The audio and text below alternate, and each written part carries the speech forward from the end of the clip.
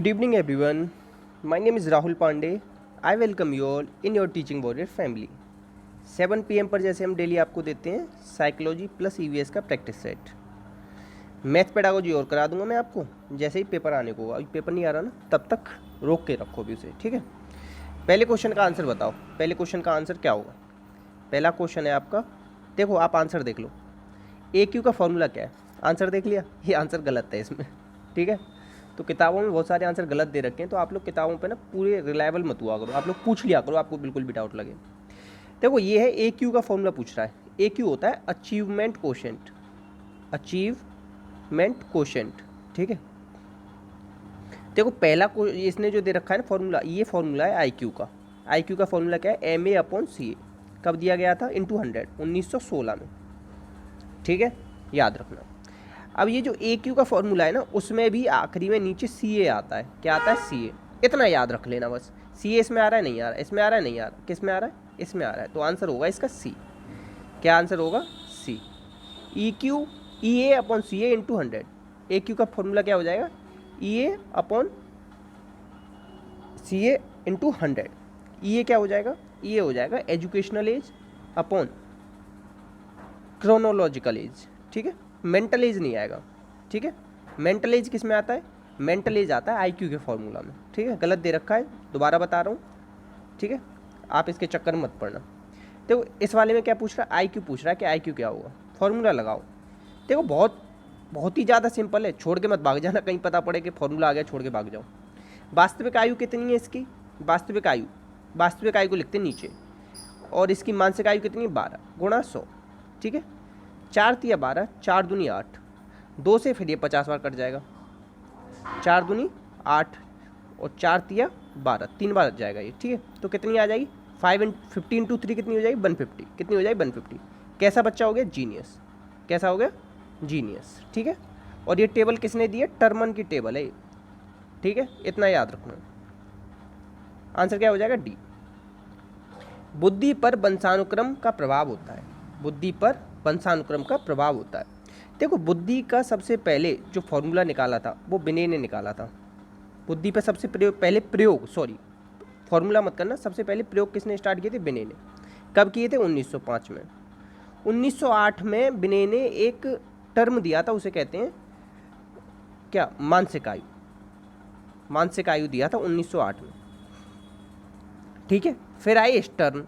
Stern ने क्या किया? आई क्यू बराबर एम ए अपॉन सी ए दे दिया था। अब 100 जो किया था ना वो टर्मन ने किया था, और इन्होंने ही कहा था बुद्धि पर वंशानुक्रम का प्रभाव होता है। 44 का आंसर हो जाएगा सी, ठीक है। और देखो गाल्टन ने किसकी बात करी? व्यक्तिक विभिन्नता। व्यक्तिक विभिन्नता मैंने ऐसे याद किया है, थोड़ा मजाकी टाइप है। हर किसी के जो गाल होते हैं ना वो अलग अलग होते हैं, तो गाल्टन, ठीक है। आपको याद रहे तो वैसे कर लेना। मनुष्य का व्यवहार मुख्यतः किससे प्रेरित होता है? मनुष्य का जो व्यवहार है ना वो किससे प्रेरित होगा? बुद्धि से। किससे होगा? बुद्धि से, ठीक है। आंसर हो जाएगा डी। सीधे याद करने लायक क्वेश्चन है, ठीक है। नेक्स्ट, एक बच्चे की वास्तविक आयु 12 है। वास्तविक आयु कितनी है? 12। वास्तविक आयु हमेशा नीचे आएगी, मानसिक आयु ऊपर आएगी। गुणा 100 का कर लो, 5 15, 3 चौक 12, फिर ये कट जाएगा 20 बार, 20 पंजे क्या आ जाएगा? 100। क्या आ जाएगा आंसर? 100। अब एक चीज़ बताऊँ, जो 90 से लेके 110 तक की रेंज में किसी की अगर बुद्धि लगती निकलती है तो वो बच्चे कैसे होते हैं? सामान्य बच्चे होते हैं। कैसे होते हैं? सामान्य। तो ये कौन सा हो जाएगा बच्चा? सामान्य बच्चा हो जाएगा, ठीक है। सॉरी मैंने शायद कुछ गलती कर दी। 105, दोबारा बताता हूँ आपको। 15/12 गुणा 100, 5 15, 3 चौक 12, 25 चौका 100, 25 पंजे 125 आएगा। ये कितना आएगा? 125 आएगा। मैंने शायद पहले 20 कर दिया था, वो 5 इंटू 20 होता है 20, ठीक है। तो यहाँ क्या आएगा? 25, 25 पंजे 125। आंसर आ जाएगा इसका ए। क्या आंसर आएगा? ए आएगा, ठीक है, 125। और ये बच्चा कैसा आ जाएगा? कैसा होगा? सामान्य तो होगा नहीं। सामान्य का आंसर होता है 90 से 110, 110 से 120 तक कैसा होता है? सुपीरियर। तो ये हो जाएगा अबव सुपीरियर। क्या हो जाएगा? Above superior. 125 आ रही है इसकी, ठीक है। तो दोबारा देख लेना। और सॉरी वो थोड़ा ना कैलकुलेशन मिस्टेक हो गया था। सृजनात्मकता की पहचान क्या होती है? ये बहुत ज़्यादा क्वेश्चन आता है, इस क्वेश्चन को आप लोग अपनी कॉपी में नोट कर लेंगे। तो जितनी भी नवीन परिणाम होते हैं ना, नवीनता, रचनात्मकता, और एक और आता है ऑप्शन साथ में, दूसरों के साथ लड़ना, दूसरे बच्चों के साथ लड़ना, तो वो सृजनात्मकता की पहचान नहीं होती। तो इसमें आंसर क्या आ जाएगा, नवीन परिणाम से मतलब होता है सृजनात्मकता का, ठीक है। और सृजनात्मकता की बात किसने करी है, टॉरेंस ने करी है, टॉरेंस, ठीक है। इतना और याद कर लेना, पूछा गया बहुत बार। किसका अभिप्राय अपने व्यवहार को नियंत्रित करने से है, क्या करना है, नियंत्रित। तो कौन से में, किस में दे रखा है, नियंत्रित, इसमें अपना व्यवहार तो मतलब हो गया आत्म, तो आंसर हो जाएगा आत्मनियंत्रण।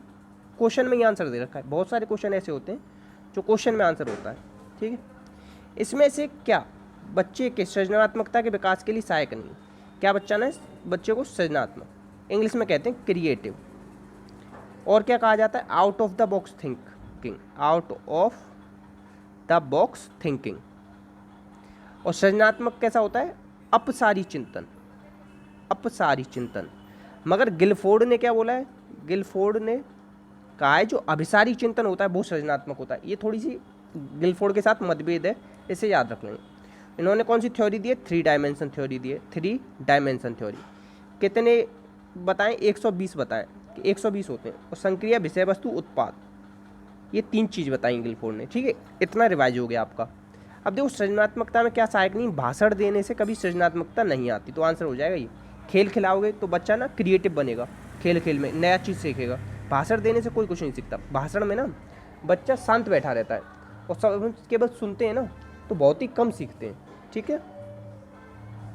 मतलब भाषण देने, अगर कोई भाषण देता रहेगा ना तो हम बहुत ही कम सीख पाएंगे, ऐसे समझ लो, ठीक है। नेक्स्ट हो जाएगा आपका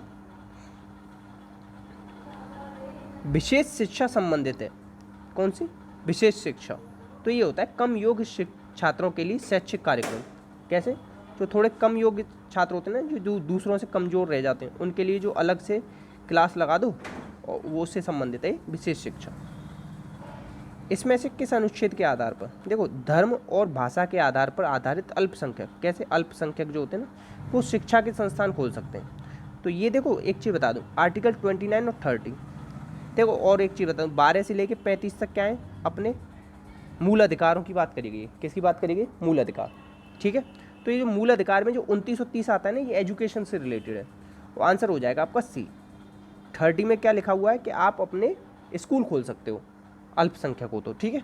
याद रखना 30 का ए लगाना, बी मत लगा देना, डी में भी दे रखा है 30, ठीक है। आंसर हो जाएगा सी।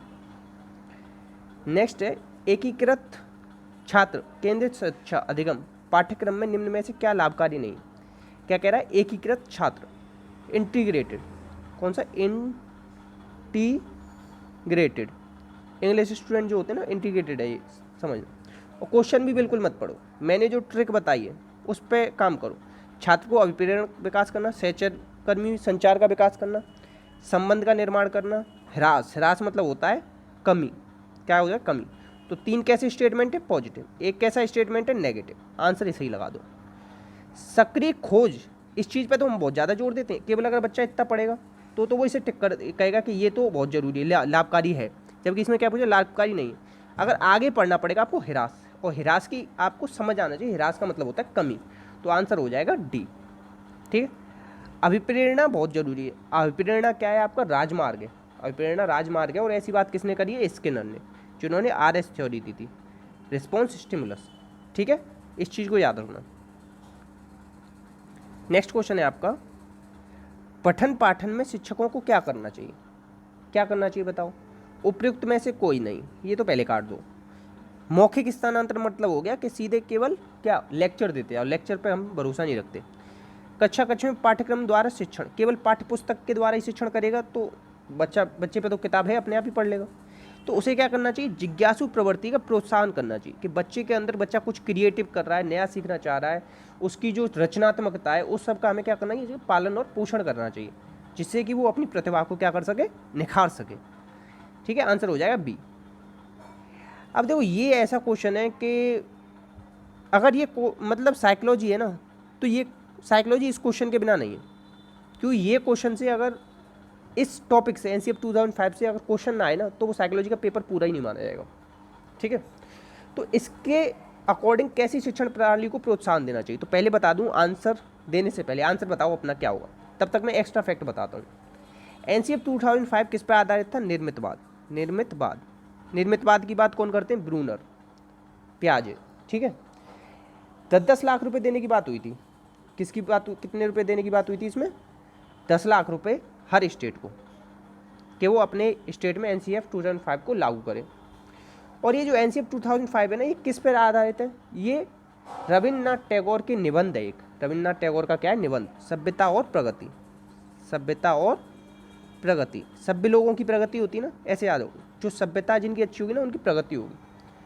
तो रविन्द्रनाथ टैगोर का व्यवहारवादी थे रविन्द्रनाथ टैगोर। कैसे थे? व्यवहारवादी थे रविन्द्रनाथ टैगोर। और रविन्द्रनाथ टैगोर ने क्या लिखा है? वंदे मातरम, या ये लिखा है आपका या तो नेशनल एंथम यानी तो नेशनल सॉन्ग, क्या लिखा है ये आप बताओगे। ठीक है, ये क्वेश्चन आपके लिए। तो निर्मितवाद पर आधारित था ये एनसीएफ।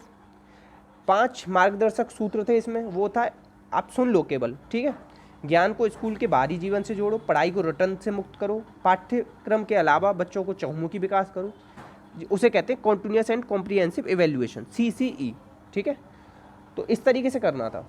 और इसमें ना एक चीज़ और कही गई थी, 25 से 40% जो क्वेश्चन होंगे ना, 25 से 40% वो क्या होंगे? आपके शॉर्ट आंसर टाइप होंगे। ठीक है, और इसमें 38 लोग थे, 38 लोगों की कमेटी थी। और किस पर ये इन्होंने किस चीज़ पर जोर दिया था? समावेशी। समावेशी को क्या कहते हैं? Inclusive education. कौन सी एजुकेशन? Inclusive education. दोबारा बता देता हूँ, इंक्लूसिव। समावेशी को क्या कहा जाता है? इंक्लूसिव। चाहे अगर कोई बच्चे का पैर खराब है, आंखें नहीं है, चाहे कोई भी दिक्कत है, सब बच्चों को एक साथ ही पढ़ाएंगे। ठीक है, और इसमें जो आपको हमेशा के लिए याद रखना ही रखना है, तो वो याद रख लेना, रविन्द्रनाथ टैगोर का सभ्यता एंड प्रगति, ये निबंध पे आधारित था। ये बार बार पूछा गया है। निर्मितवाद पर आधारित था ये क्वेश्चन। 2 क्वेश्चन तो याद करने ही करने हैं आपको। ठीक है, और यशपाल की समिति पर ये आया गया था। यशपाल की समिति आई थी 1995 में, शिक्षा बिना बोझ के, उस पर आधारित था। तो ये 1 2 3 4 5 6 तो आपको याद कर ही लेना। ठीक है, अब हम बात करेंगे ईबीएस की। तो कल कौन सा क्वेश्चन कराया था मैंने आपको ईबीएस में? ये कराया था, बायोडीजल तैयार होता है जेट्रोफा से। ठीक है, अब देखो आज न्यू क्वेश्चन स्टार्ट करते हैं। न्यू क्वेश्चन है, विश्व ओजोन दिवस अभी कल परसों ही निकल के गया है। ओजोन फॉर लाइफ, ये इसकी क्या थी? थीम थी। 16 सितंबर को मनाते हैं। इससे पहले एक निकल के गया था 14 सितंबर, वो था हिंदी दिवस। क्या था? हिंदी दिवस। ठीक, 21 मार्च को क्या होता है? वानिकी दिवस। क्या होता है? वानिकी दिवस। अप्रैल के महीने में एक बहुत ज़्यादा फेमस है, 11 अप्रैल। कौन सा? 11 अप्रैल, जनसंख्या दिवस। ठीक है, एक चीज़ याद रखना, ओजोन से रिलेटेड है मॉन्ट्रियल प्रोटोकॉल, 1987 में हुआ था, 89 में ये लागू हुआ। ये क्या हुआ था? साइन हुआ था और लागू हुआ था 89 में। ठीक है, इसे याद रखेंगे। और ओजोन को सबसे ज़्यादा हिरास किससे होता है? CFC से होता है, क्लोरोफ्लोरोकार्बन। ठीक है, अब इसी से रिलेटेड एक नया प्रोटोकॉल आया है, नगोया प्रोटोकॉल, उसमें HCFC पे भी जोर दे रहे हैं। ठीक है, 2010 में आया था, 2016 में लागू हुआ है। इतना याद कर लोगे ना, नंबर ना कटेगा एक भी। नेक्स्ट है सिल्वीकल्चर, किससे संबंधित है? जो सीधे समझाने वाले रटने वाले क्वेश्चन होंगे ना, सीधे लिख लो। वन और बनने के उत्पाद होते हैं ना, उन्हें कहते हैं सिल्वीकल्चर। ठीक है, और अंगूर की खेती को कहते हैं, अंगूर की खेती बहुत आता है, इसे कहते हैं वीटीकल्चर। ठीक है, और रेशम की खेती को कहते हैं सेरीकल्चर। रेशम की खेती को क्या कहते हैं? सेरीकल्चर। बहुत ज़्यादा पूछे गए, ये नहीं लिखे ना तो समझ लेना नंबर कट रहा है आपका। और जो वो होती है ना मछली की खेती, उसे कहते हैं पीसी कल्चर। PC culture. अब देखो ऐसे याद रखो, रेशम से क्या बनाते हैं हम? साड़ी बनाते हैं, सेरीकल्चर। मछली को कैसे पीस कर काटते हैं ना, तो पीसी कल्चर। एक क्वेश्चन बहुत ज़्यादा आता है, मछली किससे सांस लेती है? गिल्स से। मछली का जो हृदय होता है ना, उसमें कितने चैम्बर होते हैं? 2। कितने चैम्बर होते हैं? 2। मेढक में होते हैं 3, और हम लोगों में कितने होते हैं? 4। ठीक है, इतना याद रख लेना। एक्स्ट्रा फैक्ट जो बताऊँ ना, उनसे ही सच बता रहा हूँ, पहले पेपर हो जान दो, आप लोग भी कहोगे सर जो कह रहे थे ना वो आया। चंद्रप्रभा वन्य जीव अभ्यारण्य, अगर कोई भी स्टूडेंट यूपी का है तो उसके लिए इंपॉर्टेंट क्वेश्चन है, क्योंकि चंदौली में। ठीक है, इस चीज़ को याद रख लेना। और एक देखो, जानवरों का जीन बैंक, जानवरों का DNA बैंक, DNA बैंक जानवरों का कहाँ पर है? बरेली में। ये बहुत पूछा जाता है, बरेली। ठीक है, याद रखना। और पन्ना वन्य जीव अभ्यारण्य कहाँ है? पन्ना है आपका MP में। ठीक है, इसे याद रख लेना। नेक्स्ट है, इसमें से कौन सा द्वितीयक श्रेणी का उपभोक्ता है? देखो हाथी और बकरी प्रथम श्रेणी के, तो सांप क्या है? द्वितीयक श्रेणी का। शेर क्या है? तृतीयक श्रेणी का। एक हुए लिंडमैन, इन्होंने दिया है ऊर्जा का नियम 1954 में। इन्होंने कहा है कि ऊर्जा का 10% स्थानांतरण होता है एक स्तर से दूसरे स्तर। जैसे कि 100 ऊर्जा है पहले स्तर पे, तो अगले स्तर पे कितनी जाएगी? 10। उससे अगले स्तर पे कितनी जाएगी? 1। ठीक है, इस तरीके से ऊर्जा का स्थानांतरण होता है। तो याद रख लेना, ये क्वेश्चन बहुत पूछा गया, लिंडमैन ने दिया है। ठीक है, नेक्स्ट, झूम खेती होती है। देखो झूम खेती पता क्या है? जैसे कुछ दिन मतलब जंगल है, जंगल को काटा, जंगल के पेड़ों को काटा और उन्हें जलाया और वहीं पे क्या करा? खेती कर ली जब तक उपजाऊ थी ज़मीन, फिर उसके बाद आगे बढ़ गए। तो ये कहाँ पर होती है? ये होती है कहाँ पर? आपके उत्तरी पूर्वी भारत में। कहाँ? उत्तरी पूर्वी भारत। तो ये उत्तरी पूर्वी भारत का नहीं है, ये है, ये नहीं, ये है, ये नहीं। तो उत्तरी पूर्वी भारत का जरूरी नहीं है आपके साथ मेघालय नाम दे, कोई भी दे सकता है, असम दे सकता है, अरुणाचल प्रदेश दे सकता है, मेघालय, मिजोरम, मणिपुर, कोई सा भी नाम आ सकता है। तो इसीलिए मैं पूरा बता दे रहा हूँ, कहीं मेघालय पर डिपेंड हो जाओ। अब देखो झूम खेती के ना हर जगह अलग अलग नाम है। तो एक आप लोग दे रहे हो किसका पेपर? एमपी का पेपर। तो एमपी में क्या कहते हैं? एमपी में 2 एरिया है, एक तो है बस्तर वाला जिला। कौन सा? बस्तर जिला में, लिख लेना, पूछ लेगा जरूर। बस्तर जिला में क्या कहेगा? दीपा। बस्तर में क्या? दीपा। ठीक है, तो बस्तर जिले में क्या कहा जाता है? इसे दीपा कहा जाता है। और जो एक बुंदेलखंड क्षेत्र है ना आपका, बुंदेलखंड क्षेत्र एमपी का, उसमें कहा जाता है बेबर। बेबर, ठीक है, बुंदेलखंड में क्या कहा जाता है? बेबर। और दीपा कहा जाता है बस्तर में। ठीक है, और दक्षिणी राज्यों में कहा जाता है जरा। दक्षिणी राज्यों में झूम खेती को क्या कहते हैं हम लोग? जरा। और केरल, इतना ही याद रख लो, फिर ज़्यादा हो जाएगा फिर आप लोगों के लिए। ठीक है, नेक्स्ट क्वेश्चन है, वो जो मैंने ऊपर क्वेश्चन बताया ना, कॉपी में लिखोगे और बताओगे कमेंट बॉक्स में कौन कौन लिखता है सच में मेरे कहने से। शुष्क बर्फ, इसका फॉर्म ठोस, किसका ठोस रूप है? ये कार्बन डाइऑक्साइड का, CO2 का। किसका? CO2 का। ठीक है, और इतना याद रखो। और ये क्या है? Oxygen, O2। 21% पाया जाता है वायुमंडल में। कितना परसेंट है? 21%। सबसे ज़्यादा क्या पाया जाता है? नाइट्रोजन। कितना परसेंट? 78%। ठीक है, और कार्बन डाइऑक्साइड कितना परसेंट पाया जाता है? 0.04। ठीक है, इसे भी याद रख लेना। और ओजोन कितना पाया जाता है? 0.00004%। ये ओजोन पाया जाता है, ओजोन गैस। ठीक है, और ये कार्बन डाइऑक्साइड गैस। नेक्स्ट, लवण जो जल का अवशोषण करते हैं, इन्हें हाइग्रोस्कोपी लवण कहते हैं। इंपॉर्टेंट क्वेश्चन नहीं उतना ज़्यादा, 1-2 बार आया कभी कभी। पारिस्थितिक तंत्र एवं प्राकृतिक अधिवासों का संरक्षण और प्राकृतिक वातावरण में प्रजातियों का जीवाश्म जनसंख्या का रखरखाव एवं प्रतिप्राप्ति किससे संबंधित है?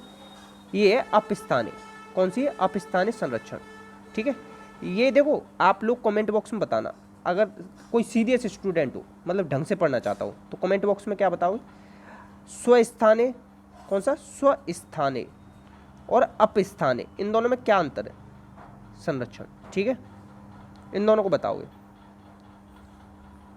ठीक है, नेक्स्ट, समुद्री कच्छप जो जीवांत जीवाश्म कहा जाता है, हद से ज़्यादा, मोस्ट की पावर इनफाइनाइट की पावर इनफाइनाइट, ऐसा क्वेश्चन है, क्योंकि ये 150 मिलियन साल से अधिक से पृथ्वी पर उपस्थित है।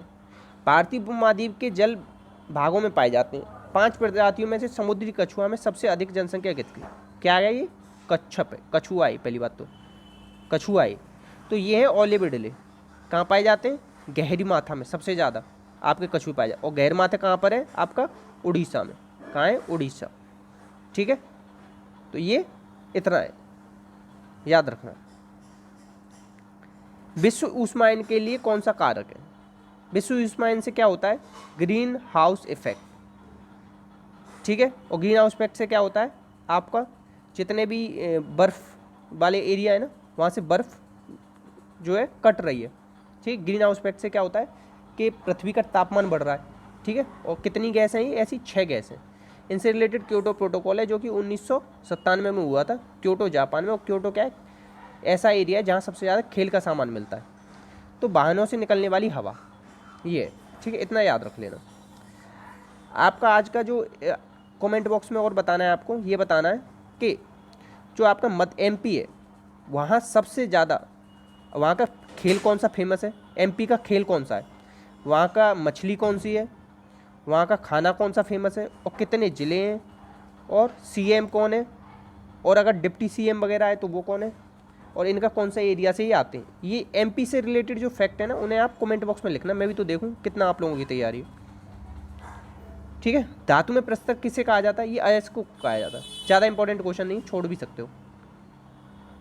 पेड़ पौधे प्रदूषण को घटाते हैं क्योंकि वे अवशोषण करते हैं। पेड़ पौधे किसका अवशोषण करते हैं, कार्बन डाइऑक्साइड। किसका, कार्बन डाइऑक्साइड का। इसे क्या कहते हैं, CO2। कौन निकालता है, हम लोग। ठीक है। और एक चीज़ बताना चाहूँगा कि सारे पेड़ पौधे ना केवल दिन में ही ऑक्सीजन बनाते हैं, क्योंकि दिन में उन्हें क्या मिलता है, सूर्य का प्रकाश। रात को पेड़ पौधे भी क्या लेते हैं, बताओ, ऑक्सीजन लेते हैं। पेड़ पौधों को भी सांस लेने के लिए किसकी जरूरत पड़ती है, रात में, ऑक्सीजन की। केवल तुलसी और पीपल ऐसा पेड़ है जो कि रात में भी क्या छोड़ता है, ऑक्सीजन। ठीक है, इस चीज़ को याद रखेंगे। तो ये वाला फैक्ट अगर नया मिलाओ कि रात को पेड़ पौधे ऑक्सीजन लेते हैं, ऑक्सीजन छोड़ते नहीं हैं, तो आप लोग लाइक कर देंगे एंड शेयर कर देंगे इस वीडियो को। इतना ही रखते हैं क्वेश्चन, थोड़ा थोड़ा प्रैक्टिस करते रहो डेली, क्योंकि सारे लोगों ने प्रैक्टिस छोड़ दी और आप अभी जो प्रैक्टिस करोगे ना, सबसे आगे निकल जाओगे। तो जो स्टैटिक फैक्ट्स हैं ना एमपी से रिलेटेड, कि एमपी का क्या क्या फेमस है, कौन सा वहाँ पे कोई झरना है या कोई जलप्रपात है, या कौन सा खेल फेमस है, मछली कौन सी फेमस है, वो सब आज आप कमेंट बॉक्स में लिखेंगे। और अगर नहीं आता ना तो आप वहाँ पे कमेंट बॉक्स में लिख देना, सर नहीं आता, मैं आप लोगों को टाइप करके बता दूँगा। ठीक है। इसी के साथ अपना और अपनों का ध्यान रखेंगे, वीडियो को शेयर करेंगे। जय हिंद, जय भारत।